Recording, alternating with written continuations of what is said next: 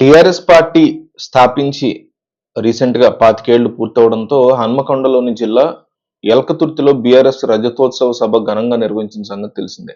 ఈ సభకి తెలంగాణ రాష్ట్ర వ్యాప్తంగా పార్టీ కార్యకర్తలు, ప్రజలు తరలివచ్చారు. సభకి ఎడ్ల బండ్లు, ఆటోలు, బస్సులు, జీపుల్లో లక్షలాది మంది తరలివచ్చారు. అయితే వరంగల్ నగరం నుంచి బీఆర్ఎస్ కార్యకర్తలు గులాబీ జెండాలు పట్టుకుని సభకి భారీగా వచ్చారు. ఈ క్రమంలోనే గులాబీ జెండాల మధ్య వైసీపీ జెండాలు వెలిసాయి.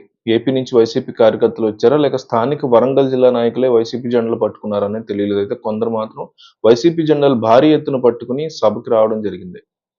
రెండు పార్టీల జెండాలను పట్టుకుని జై జగన్, జై కేసీఆర్ అంటూ నినాదాలైతే చాలా స్పష్టంగా వినిపించాయి. అయితే ఆంధ్రప్రదేశ్ ముఖ్యమంత్రి చంద్రబాబు నాయుడు మీద కేసీఆర్ సంచలన వ్యాఖ్యలు చేశారు. ఈ సభలో వరంగల్‌లోని ఎల్కతుర్తిలో ఆయన ప్రసంగించారు. ఆ సందర్భంగా బీఆర్ఎస్ ప్రస్థానాన్ని వివరించడంతో పాటు కాంగ్రెస్ ప్రభుత్వం మీద తీవ్ర విమర్శలు చేశారు.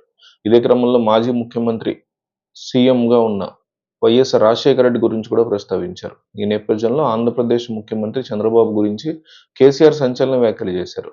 తెలంగాణ ఉద్యమ సమయంలో కాంగ్రెస్, టీడీపీ నాయకులు పదవుల కోసం పెదవులు మూసుకున్నారని కేసీఆర్ మరోసారి గుర్తు చేశారు. గులాబీ జెండా ఎగిరే వరకు తెలంగాణ సోయను కూడా ప్రశ్నించలేదన్నారు, ప్రదర్శించలేదన్నారు.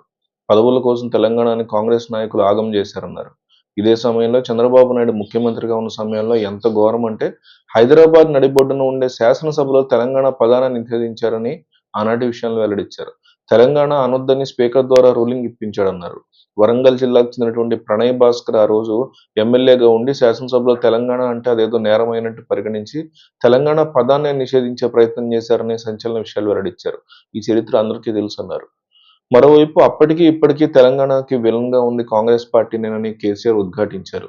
తెలంగాణని ఆంధ్రతో కలిపింది కాంగ్రెసేనని చెప్పుకొచ్చారు. 1969లో తెలంగాణ ఉద్యమం వస్తే 400 మంది తెలంగాణ బిడ్డల్ని కాల్చి చంపింది ఇందిరాగాంధీ ప్రభుత్వమేనని కేసీఆర్ ఆరోపించారు. 2001 నుంచి విజృంభిస్తే కాంగ్రెస్ పొత్తు పెట్టుకుని తెలంగాణ ఇస్తామని నమ్మబలికి మళ్లీ ఎగ్గొట్టే ప్రయత్నం చేసిందని కేసీఆర్ విమర్శలు చేశారు. 3 ఏళ్ల తర్వాత రాజకీయ అవసరం ఏర్పడి తెలంగాణ ఇస్తామని ప్రకటించారు. తెలంగాణ సృష్టించిన సుడిగాలులు తట్టుకోలేని తెలంగాణ ఇచ్చారు. ప్రజలు మనకు అధికారం ఇస్తే రాష్ట్రాన్ని మన చేతుల్లో పెడితే ఎక్కడున్న తెలంగాణని ఎక్కడికి తీసుకెళ్లాం? 10 ఏళ్లలో టీఆర్ఎస్ పాలనలో ఎన్ని రంగాల్లో ఎన్ని అవార్డులొచ్చాయి? ఎన్ని అద్భుతమైన పనులు చేసి చూపించాం? తెలంగాణ అంటే ఒకప్పుడు వెనకబడిన ప్రాంతం. కానీ తలసరి ఆదాయాన్ని 90,000 నుంచి 3,50,000కు పెంచుకున్నాం. జీడీఎస్ దేశంలోనే నంబర్ 1 స్థానానికి తీసుకెళ్లామని కేసీఆర్ వెల్లడించారు. మీరు గనక తెలంగాణ ఓటర్ అయితే, ఒక నిమిషం అనుకోండి. అయితే ఓకే, అవ్వకపోయినా కూడా ఒకసారి అనుకోండి.